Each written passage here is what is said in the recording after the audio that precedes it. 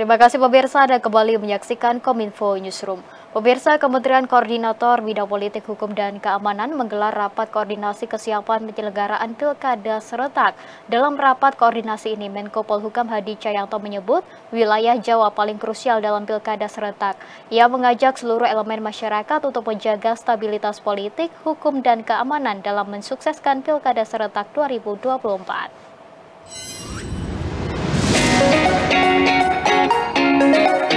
Sebagai upaya memastikan pelaksanaan pemilihan kepala daerah serentak 2024 berjalan dengan aman dan lancar, Menteri Koordinator Bidang Politik, Hukum, dan Keamanan Hadi Cahyanto mengajak seluruh elemen masyarakat untuk menjaga stabilitas politik, hukum, dan keamanan di seluruh wilayah Indonesia. Ia menilai Pulau Jawa memiliki lebih dari 50% dari total daftar pemilih tetap nasional dan menjadi wilayah krusial lantaran memiliki jumlah penduduk paling banyak dengan tantangan tersendiri. Oleh karena itu perlunya langkah-langkah strategis yang melibatkan sinergi erat antara pemerintah, penyelenggara pemilu, dan peserta pemilu untuk mengatasi potensi kendala yang mungkin muncul. Karena kekuatan TNI Polri untuk dibagi habis di seluruh provinsi, kabupaten, kota sudah sesuai dengan kekuatan yang ada. Sehingga yang diperkuat adalah aspek intelijen. Para Pangdam, para Kapolda, para Danrem, Damdim, para Kapolres harus paham betul apa yang akan terjadi. Hadi menambahkan Kemenko Polhukam telah membentuk Des Koordinasi Pemilu dan Pilkada yang melibatkan 19 kementerian lembaga terkait. Des ini bertugas memastikan kesiapan penyelenggaraan, keamanan, penanganan pelanggaran, serta sosialisasi tahapan pilkada kepada masyarakat luas. Dengan demikian, Hadi berharap sinergi yang kuat dan langkah antisipatif diharapkan mampu mencegah potensi masalah yang dapat mengganggu stabilitas politik dan keamanan selama tahapan Pilkada serentak 2024.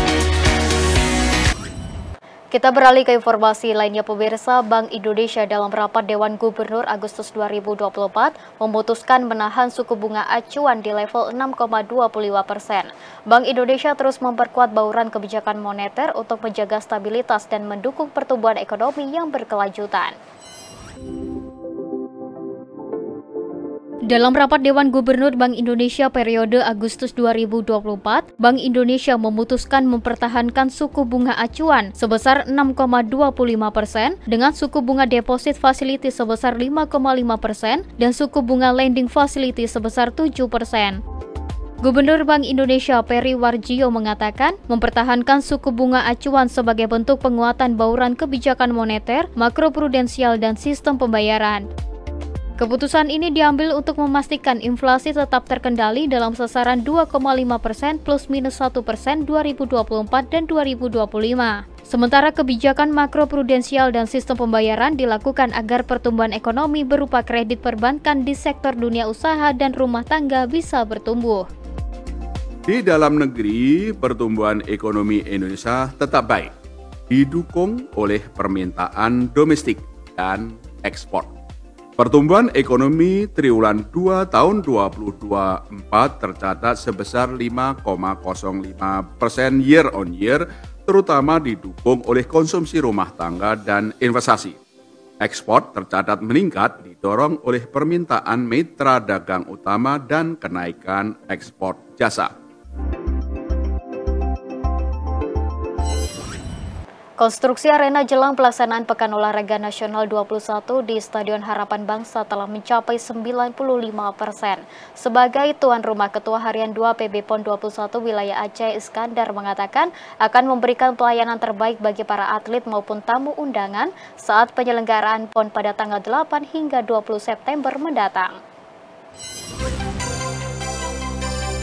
Ketua Harian 2 PB PON 21 Wilayah Aceh Iskandar dalam dialog Forum Merdeka Barat 9 mengatakan bahwa persiapan Pekan Olahraga Nasional di Stadion Harapan Bangsa telah mencapai 95%. Sebagai tuan rumah, Iskandar menjelaskan akan memberikan pelayanan terbaik bagi para atlet dan tamu undangan yang akan hadir dan ikut serta pada pelaksanaan Pekan Olahraga Nasional ke-21 di wilayah Aceh. Secara tegas, pihak penyelenggara secara keseluruhan telah siap memeriahkan dan mendorong percepatan pembangunan, pengembangan sosial budaya, kemajuan ekonomi.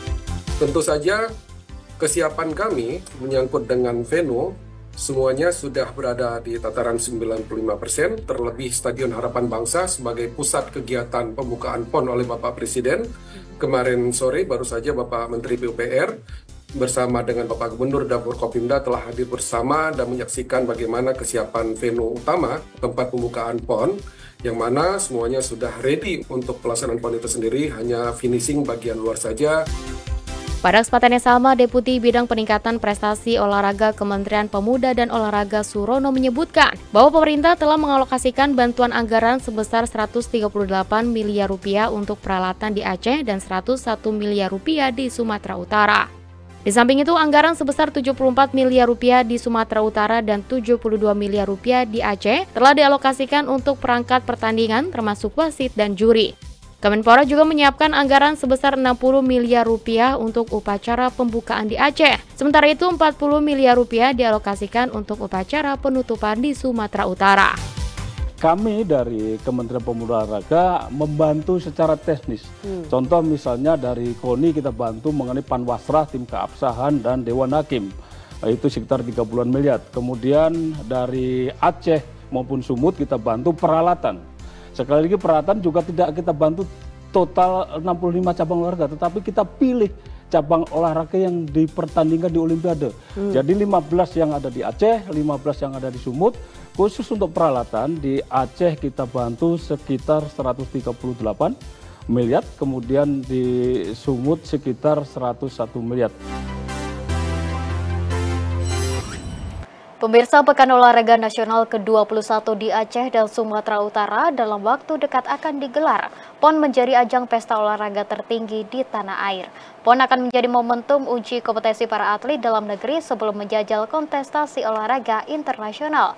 PON juga menjadi momen meningkatkan pembinaan atlet yang berkelanjutan dan memberikan manfaat jangka panjang bagi prestasi olahraga nasional.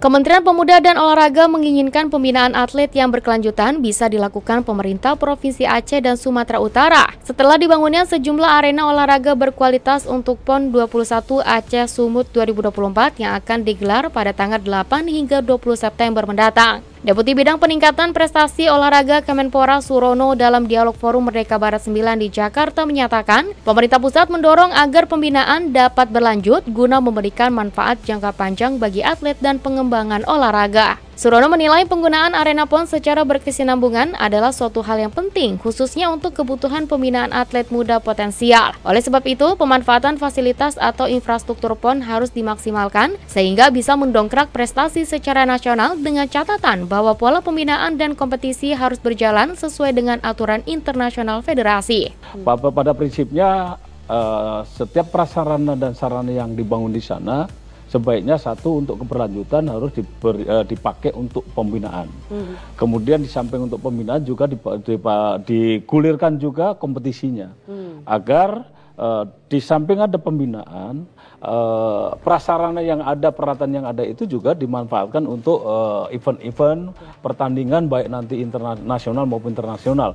Apalagi Medan dan Aceh itu berdekatan dengan Malaysia, Singapura, dan itu sangat memungkinkan misalnya kejuaraan-kejuaraan yang dibuat di Aceh maupun di Sumatera Utara dengan mengundang atlet-atlet yang terdekat di situ dari Malaysia maupun Singapura, sehingga kompetisi yang ada di sana kan jalan. Kemudian apabila ada kompetisi pasti ada pembinaan. Renovasi sebanyak 18 arena olahraga di Provinsi Aceh adalah bukti komitmen pemerintah dalam menyukseskan Pekan Olahraga Nasional 21 Aceh Sumatera Utara 2024. Surono mengungkapkan multi-event 4 tahun sekali tersebut menjadi tonggak sejarah baru dalam pengembangan prestasi olahraga nasional karena dilakukan di 2 provinsi sekaligus, sehingga berdampak jangka panjang bagi pembangunan di Provinsi Aceh dan Sumatera Utara.